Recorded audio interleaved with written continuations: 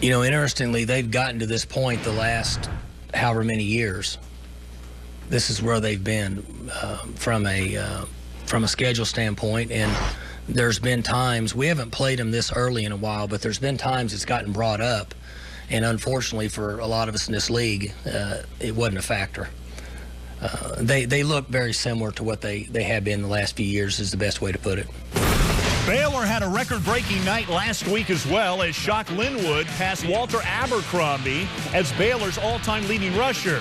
His numbers were very modest, 57 yards, 13 carries. The big rushing load was handled by Jamichael Hasty, who had 105 yards and a touchdown on the ground. 84 of that came in the second half. Now it's a good thing that Baylor is a great second-half team because the last two games the Bears have been slow out of the gates. Goose eggs each of the last 2 weeks after the first quarter.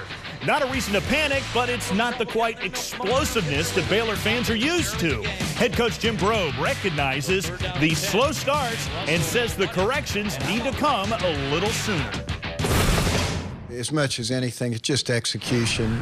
What we're having really is we're having, 9 or 10 guys doing the right things and one person breaking down, whether it's Seth with a throw that's a little off target, or a receiver dropping the ball, or running back not finding the seam in the defense, or possibly missing a block up front. Those are the kind of things that are holding us back a little bit. And once we kind of get things figured out a little bit, everybody gets better. So we'd like to figure things out a little quicker.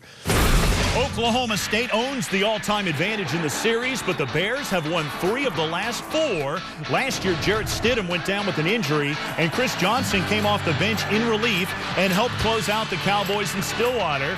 Always a great shootout when these two teams get it on. It should be another one in McLean Stadium in Waco. 16th-ranked Baylor and OSU.